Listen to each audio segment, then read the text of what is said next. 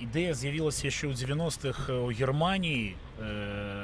Так звані камені спотикнення, Штольперштейн, камені пам'яті, були створені таким Гюнтером Демінгом.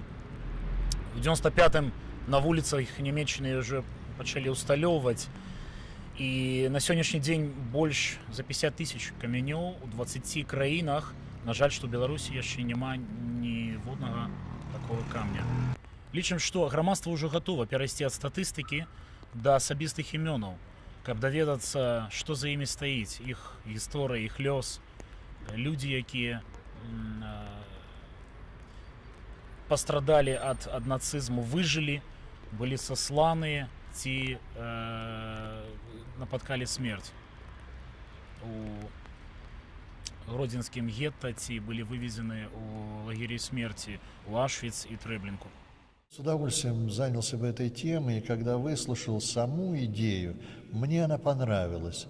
Но по какому-то более позднему размышлению почему-то прихожу к выводу о том, что ненормально для нашей ментальности, когда имя человека вмуровано в то, по чем мы ходим ногами, с которым мы ходим везде и всюду.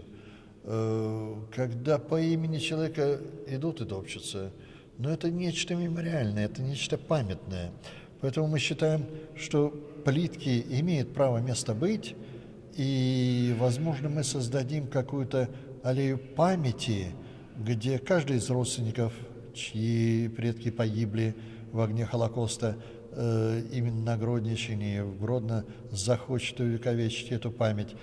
И когда таких плиток накопится какое-то определенное количество, можно будет войти с ходатайством властям города в проектные какие-то организации с тем, чтобы сотворить вот такую мемориальную стену, мемориальную, я не знаю, памятную, какой-то памятные, возможно, конструкции, которые позволят, с одной стороны, не забыть само событие.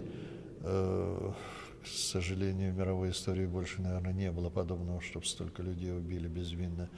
А с другой стороны, чтобы это было запечатлено в памяти нашего города.